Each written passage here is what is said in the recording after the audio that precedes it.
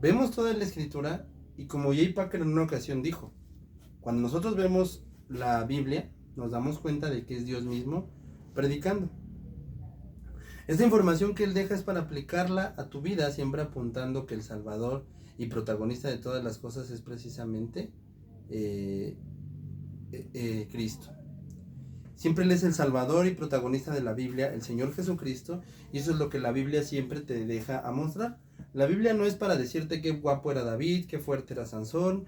La Biblia no es para decirte qué bonito fue Pablo, porque eso no es el mensaje de la Biblia. Muchas veces lo entendemos. Seguramente muchos de ustedes crecieron con los clásicos sermones de Abraham, el hombre obediente de Dios. Otros crecieron con el clásico sermón David, el de la ondita. Y todos pensábamos que todo gira en torno de David.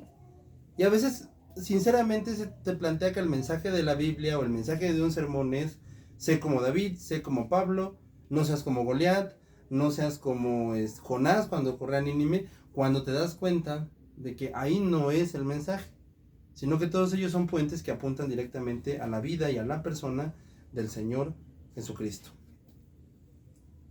De hecho, a este punto podemos partir con todos los demás, porque los más grandes predicadores que han existido solamente se centran en la grandeza de Dios, en transmitir esa belleza a los oyentes, edificando a las personas que por voluntad Dios llama, y mutuamente a la iglesia se llama al arrepentimiento, y a los pecadores al arrepentimiento, y a la iglesia a la edificación. Pero si nosotros no logramos hacer esto y no hacemos estas cosas, y lo que empezamos a hacer es simplemente no entender cuál es el mensaje de la Biblia, entonces desgraciadamente mucho menos podremos lograr y menos armar un sermón bíblico. Lo vuelvo a repetir. La base más práctica en cuanto a un sermón bíblico es precisamente la grandeza de Dios, transmitirla a los oyentes y aplicar todas estas cosas a la vida. Por eso es que el primer gran predicador que existió y que existe es Dios. Cuando tomas tu Biblia y la pongas a leer para tu devocional, para estudiarla, para preparar tus sermones, recuerda una cosa muy indispensable: el que te está predicando ahí es Dios. Y cuando tú predicas, estás predicando a Dios mismo, porque no solamente estás tratando de llevar una historia, no estás tratando de descifrar un texto, sino estás predicando a Dios mismo. Este tipo de compulsiones son los que hacen a un verdadero predicador. En una ocasión y en ciertos podcasts ya hablamos de esto. Y si no, creo que ciertamente hay reels. Pero si tú no estás esa compulsión de predicador, no te preocupes. Lo más seguro es que no seas llamado a la palabra. Pero pues tampoco trates de desanimar a otras personas que sí. Así que mejor seamos certeros en este tipo de personas. Aplicarlo a los oyentes, y la grandeza de Dios es de proclamarlo a los oyentes. Moisés recibe las instrucciones de Dios y la aplica a Israel. Lo vemos en el famoso decálogo de los 10 mandamientos, en Levítico. Él hace lo mismo en Deuteronomio. Está lleno de sermones acerca de él, hablándole a Israel. Sí, el principio es el mismo. Él proclama el ser de Dios y él aplica esas palabras a Israel. Y dicho sea de paso, queridos estudiantes, aquí vemos que los verdaderos valores solamente se encuentran en la Biblia. Hay una moda muy triste que es querer meter el mundo a la iglesia, y en eso lo que se está buscando es que Dios ya no es suficiente para educar a las personas y ahora mejor hay que educar valores, o hay que dar valores. Cuando tú no has predicado la Biblia y te has centrado más en otras cosas, entonces no esperes que en tu iglesia o en tu predicación haya valores. ¿Quieres tener un verdadero matrimonio lleno de valores bíblicos y de amor? Vivan lo que dice la Escritura. ¿Quieres tener una familia que realmente esté regida por una verdadera ley clara, ley útil, ley verdadera? Predica la Biblia, enseña la Biblia y vive la Biblia. Obviamente que estos valores que Moisés predica no es para ser una buena persona, es para vivir bien delante de Dios. Esto es algo que puede sonar un poquito controversial porque dicen, bueno, entonces ¿predico para ser una buena persona o predico para para cumplir con Dios? Mira, si vemos lo que le gusta al mundo entero, el mundo entero dice, bueno, mira, tú deja vivir a los homosexuales en paz. ¿Por qué? Porque ese es su derecho y eso es ser una buena persona para ellos. Pero nosotros, aunque lo respetamos en la homosexualidad, aunque pues le damos su lugar, lo respetamos, nosotros nunca podemos decir que eso está bien. Nunca. Porque no está bien delante de Dios. Y aquí es donde entra nuestro régimen como verdaderos creyentes. Entender que no porque diga la gente que algo está bien quiere decir que está bien. Y no quiere decir que estamos nosotros mal, porque nosotros tenemos que cumplir primeramente con Dios. Entonces nosotros primeramente, entonces Moisés proclamamos y aplicamos la palabra de Dios. Y eso es suficiente para cambiar al ser humano. Eso es suficiente para educar al ser humano. Eso es suficiente para mostrarle al ser humano cómo conducirse delante de Dios, cómo entender la palabra delante de Dios y cómo entender que todos estos mensajes y todos este decálogo, todas estas maneras de cómo comportarse es precisamente porque esa es la manera en la que nosotros le estamos dando la gloria y la honra a Dios, como dice Colosenses. Sí, o sea, ¿por qué te dice Dios que te portes bien? Porque solamente así te estás vistiendo, como dice Colosenses, delante del Señor Jesucristo bien.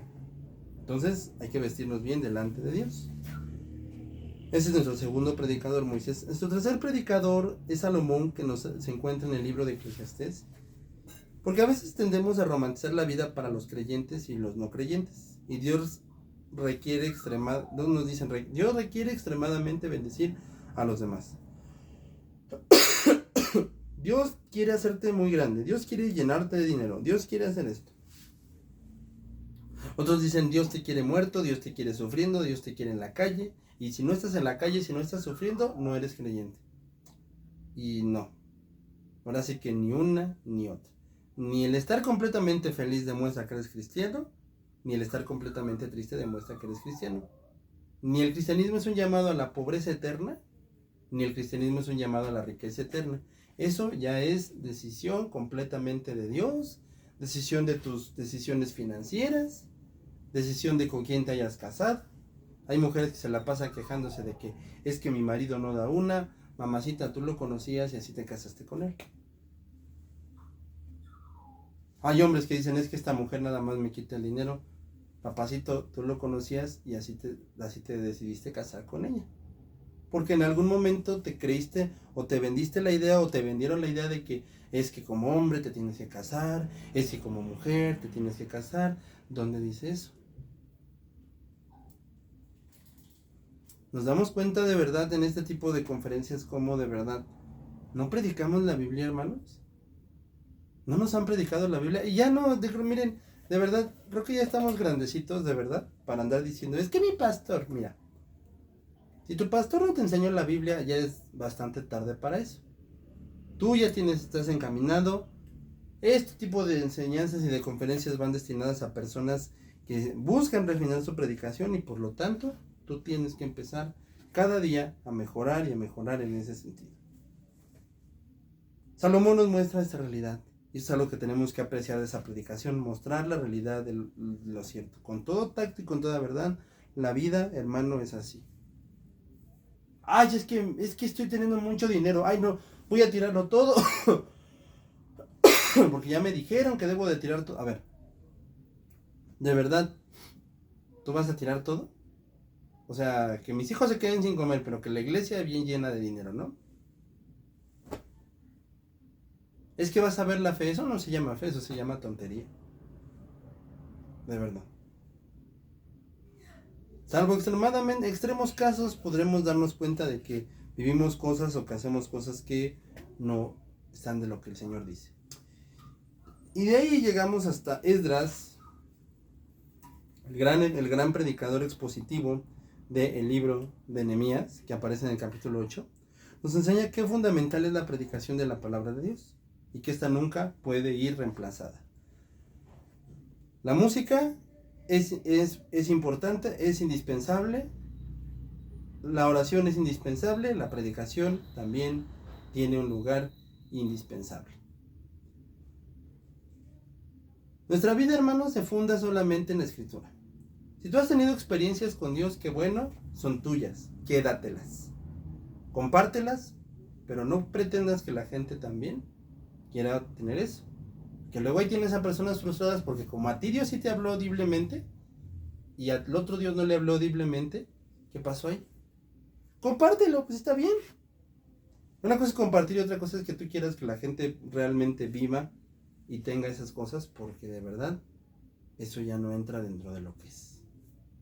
Así que de verdad tengamos mucho cuidado con ese tipo de cosas.